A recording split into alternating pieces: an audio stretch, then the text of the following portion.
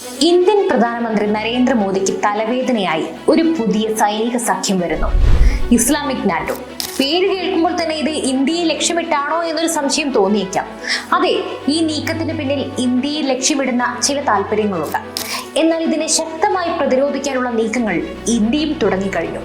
അടുത്തിടെ ഖത്തറിന്റെ തലസ്ഥാനമായ ദോഹയിൽ നടന്നൊരു സംഭവം ലോകം അത്രയധികം ശ്രദ്ധിച്ചില്ല. ഒരു റെസിഡൻഷ്യൽ കെട്ടിടത്തിന് നേരെ ഇസ്രയേൽ നടത്തിയ ആക്രമണം.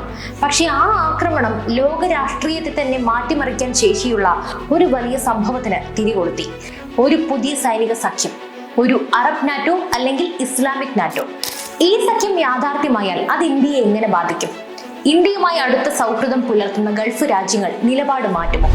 പാകിസ്ഥാന്റെ വർദ്ധിച്ചു വരുന്ന സ്വാധീനം ഇന്ത്യക്ക് ഭീഷണിയാകുമോ?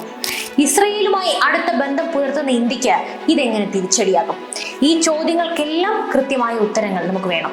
കാരണം ഇത് കേവലം ഒരു വാർത്തയല്ല, മറിച്ച് നമ്മുടെ രാജ്യത്തിന്റെ ഭാവിയെ നിർണ്ണയിക്കുന്ന ഒരു പുതിയ നീക്കമാണ്. ഈ വിഷയത്തെക്കുറിച്ചുള്ള എല്ലാ വിവരങ്ങളും നമുക്ക് വിശദമായി തന്നെ പരിശോധിക്കാം.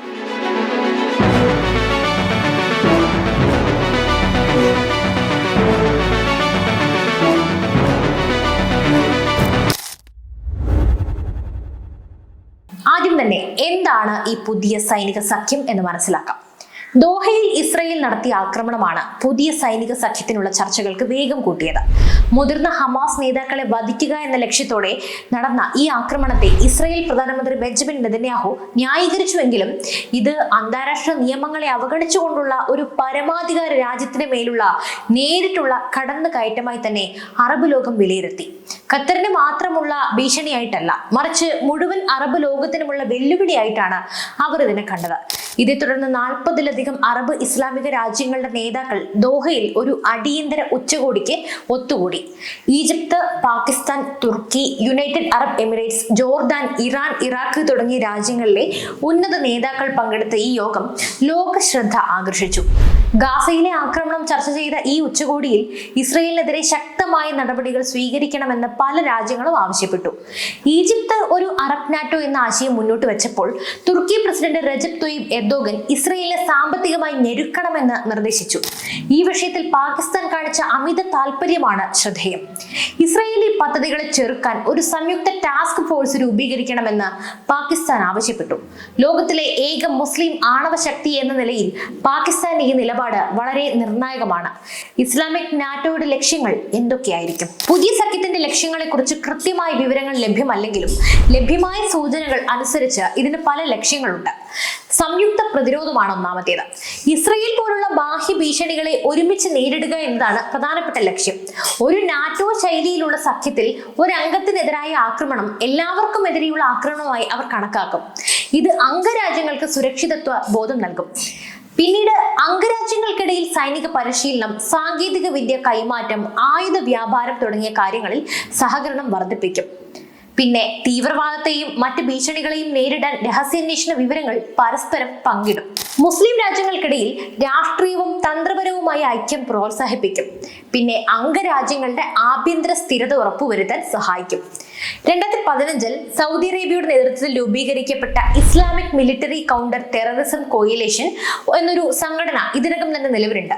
എന്നാൽ തീവ്രവാദ വിരുദ്ധ പ്രവർത്തനങ്ങളിൽ മാത്രമായി ഒതുങ്ങി നിൽക്കുന്ന ഒരു സംഘടനയാണിത്. ഇപ്പോഴത്തെ ചർച്ചകൾ അതിലും വിശാലമായ കൂട്ടായ സുരക്ഷയിലും പ്രതിരോധത്തിലും ശ്രദ്ധ കേന്ദ്രീകരിക്കുന്ന ഒരു സഖ്യത്തിനാണ് വഴി തുറക്കുന്നത്. ഇനി നമുക്കിതിലെ പാകിസ്ഥാന്റെ പ്രത്യേക താല്പര്യത്തെക്കുറിച്ച് ചർച്ച ചെയ്യാം. ഇസ്ലാമിക് നാറ്റോ എന്ന ആശയത്തെ പാകിസ്ഥാൻ ശക്തമായി പിന്തുണയ്ക്കുന്നതിന് വ്യക്തമായ കാരണങ്ങളുണ്ട്. ഒന്നാമത്തേത് പ്രാദേശിക സ്വാധീനം വർദ്ധിപ്പിക്കുക. അതായത് പാകിസ്ഥാന്റെ പ്രാദേശിക സ്വാധീനം കുറഞ്ഞു വരുന്നു എന്നൊരു തോന്നൽ അവർക്കുണ്ട്. ചൈനയുമായുള്ള അടുപ്പം വർദ്ധിപ്പിക്കുമ്പോഴും അന്താരാഷ്ട്ര തലത്തിൽ തങ്ങളുടെ പ്രാധാന്യം വർദ്ധിപ്പിക്കാൻ ഒരു ഇസ്ലാമിക് സൈനിക സഖ്യം പാകിസ്ഥാൻ ഒരു പുതിയ പ്ലാറ്റ്ഫോം നൽകും. പിന്നെ കശ്മീർ വിഷയത്തിൽ പാകിസ്ഥാൻ ആഗോള ശ്രദ്ധ നേടാൻ നിരന്തരമായി ശ്രമിക്കുന്നുണ്ട്. OIC പോലുള്ള വേദികൾ ഇതിനായി ഉപയോഗിച്ചിട്ടുണ്ടെങ്കിലും ഒരു സൈനിക സഖ്യത്തിന്റെ പിന്തുണയുടെ കാശ്മീർ പ്രശ്നം ഉന്നയിച്ചാൽ അതിന് കൂടുതൽ അന്താരാഷ്ട്ര പ്രാധാന്യം ലഭിക്കുമെന്ന് പാകിസ്ഥാൻ കരുതുന്നുണ്ട്. ഇനിയുള്ള സാമ്പത്തിക നേട്ടങ്ങളാണ്. ഈജിപ്ത്, സൗദി അറേബ്യ, UAE തുടങ്ങിയ രാജ്യങ്ങളിൽ നിന്നും സാമ്പത്തിക സഹായം നേടാനും പാകിസ്ഥാൻ നന്നായി ശ്രമിക്കും. സഖ്യത്തിന്റെ ഭാഗമായി പ്രതിരോധ സാമ്പത്തിക സഹായങ്ങൾ പാകിസ്ഥാന് ലഭിക്കാനുള്ള സാധ്യതയുണ്ട്. ഇന്ത്യക്കെതിരെയുള്ള കൂട്ടായ്മ എന്നതും വലിയൊരു റീസൺ ആണ്. അതായത് ഇസ്ലാമിക രാജ്യങ്ങളെ ഒരുമിപ്പിച്ച് ഇന്ത്യക്കെതിരായ നിലപാടുകൾ സ്വീകരിക്കാൻ ഈ സഖ്യം പാകിസ്ഥാനെ സഹായിക്കും. പാകിസ്ഥാന്റെ ഇന്ത്യ വിരുദ്ധ അജണ്ടയ്ക്ക് ഒരു പുതിയ സൈനിക മുഖം നൽകാൻ ഇത് വഴി തുറക്കും. അപ്പോൾ ഇന്ത്യക്ക് ഇതിൽ എന്താണ് സംഭവിക്കാൻ പോകുന്നത്? ഇസ്ലാമിക് നാറ്റോ എന്ന ആശയം യാഥാർത്ഥ്യമായാൽ അത് ഇന്ത്യയെ സംബന്ധിച്ച് വലിയ വെല്ലുവിളികൾ തന്നെയാണ്. പിന്നെ നയതന്ത്രമായ ഒറ്റപ്പെടൽ, ഇന്ത്യയുമായി അടുത്ത ബന്ധം പുലർത്തുന്ന ഗൾഫ് രാജ്യങ്ങളുമായുള്ള ബന്ധം വഷളാകാനുള്ള സാധ്യതയും ഏറെയാണ്. ഇസ്രയേലുമായുള്ള ഇന്ത്യയുടെ ശക്തമായ ബന്ധം കാരണം ഈ സഖ്യം ഇന്ത്യയെ ഒരു ഇസ്രയേൽ സഖ്യകക്ഷിയായി കണക്കാക്കാൻ സാധ്യതയുണ്ട്. ഇത് ഗൾഫ് രാജ്യങ്ങളുമായുള്ള ഊർജ്ജ വ്യാപാര ബന്ധങ്ങളെ ദോഷകരമായി ബാധിച്ചേക്കാം. അതുപോലെ തന്നെ പാകിസ്ഥാൻ ഈ സഖ്യം ഉപയോഗിച്ച് കാശ്മീർ പ്രശ്നം കൂടുതൽ സങ്കീർണമാക്കും. അന്താരാഷ്ട്ര തലത്തിൽ ഇന്ത്യയുടെ മേൽ സമ്മർദ്ദം ചെലുത്താൻ അവർ ഈ സഖ്യത്തിന്റെ പിന്തുണ നേടാനുള്ള സാധ്യതയുണ്ട്. ഇസ്ലാമിക് നാറ്റോയുടെ പിന്തുണ ലഭിച്ചാൽ പാകിസ്ഥാൻ കൂടുതൽ ധൈര്യത്തോടെ ഇന്ത്യക്കെതിരെ നീങ്ങാനുള്ള സാധ്യതയുണ്ട്. അതിർത്തി സുരക്ഷയ്ക്ക് ഇത് വലിയ ഭീഷണി തന്നെയായിരിക്കാം. പാകിസ്ഥാനെ ശക്തമായി പിന്തുണയ്ക്കുന്ന തുർക്കി ഈ സഖ്യത്തിൽ പ്രധാന പങ്ക് വഹിച്ചാൽ അതും ഇന്ത്യക്ക് ഒരു വലിയ നയതന്ത്ര വെല്ലുവിളിയായിരിക്കും. തുർക്കിയുടെ സൈനിക സാമ്പത്തിക സഹായം പാകിസ്ഥാന് ലഭിക്കുന്നത് ഇന്ത്യക്ക് സ്വാഭാവികമായും ഭീഷണി ഉയർത്തും. ഈ സഖ്യം ചില തീവ്രവാദ ഗ്രൂപ്പുകൾക്ക് ധാർമ്മികവും സൈനികവുമായ പിന്തുണ നൽകാനുള്ള സാധ്യതയുണ്ടെന്നും വിദഗ്ധർ മുന്നറിയിപ്പ് നൽകുന്നുണ്ട്. ഇത് മേഖലയിൽ തീവ്രവാദ പ്രവർത്തനങ്ങൾ വർദ്ധിക്കാനുള്ള കാരണമായേക്കാം. ഇന്ത്യയുടെ മുന്നോട്ടുള്ള വഴി നോക്കുമ്പോൾ ഈ സാഹചര്യത്തിൽ ഇന്ത്യ വളരെ കരുതലോടെ തന്നെ നയങ്ങൾ രൂപീകരിക്കേണ്ടതുണ്ട്. ഒന്നാമത്തേത്, സൗദി അറേബ്യ, UAE തുടങ്ങിയ രാജ്യങ്ങളുമായുള്ള ശക്തമായ സൗഹൃദം ഉപയോഗിച്ച് ഇന്ത്യയുടെ നിലപാടുകൾ വിശദീകരിക്കണം. പാകിസ്ഥാന്റെ ദുഷ്ടപ്രചാരണങ്ങളെ നേരിടാൻ ഈ ബന്ധങ്ങൾ തീർച്ചയായും നിർണായകമാണ്. ഇസ്രയേൽ ഫലസ്തീൻ വിഷയത്തിൽ ഇന്ത്യ തന്റെ സന്തുലിതമായ നിലപാട് കൂടുതൽ വ്യക്തമാക്കുകയും ചെയ്യണം. പിന്നെ പുതിയ സഖ്യങ്ങൾ തേടണം.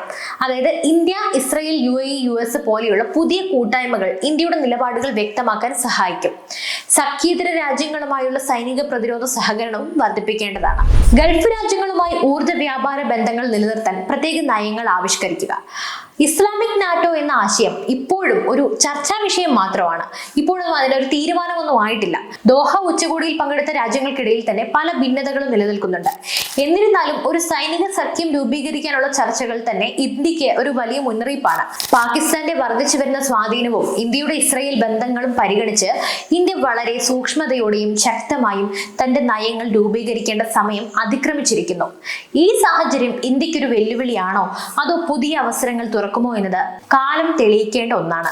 എന്തായാലും ലോക രാഷ്ട്രീയത്തിൽ ഇന്ത്യയുടെ സ്ഥാനം നിർണ്ണയിക്കുന്നതിൽ ഈ സഖ്യത്തിന്റെ ഭാവി നിർണായകമായി പങ്കുവഹിക്കുമെന്നത് ഉറപ്പാണ്. എന്തായാലും ഇക്കാര്യത്തിൽ നിങ്ങൾക്ക് എന്താണ് തോന്നുന്നത്? ഒരു അറബ് നാറ്റോ യാഥാർത്ഥ്യമായാൽ അത് നമ്മുടെ ഇന്ത്യയെ എങ്ങനെയായിരിക്കും കൂടുതൽ ബാധിക്കുക? തീർച്ചയായും നിങ്ങളുടെ അഭിപ്രായങ്ങൾ താഴെ കമന്റ് ബോക്സിൽ രേഖപ്പെടുത്തുക. മറ്റൊരു വീഡിയോയുമായി വീണ്ടും എത്തും വരെ നന്ദി.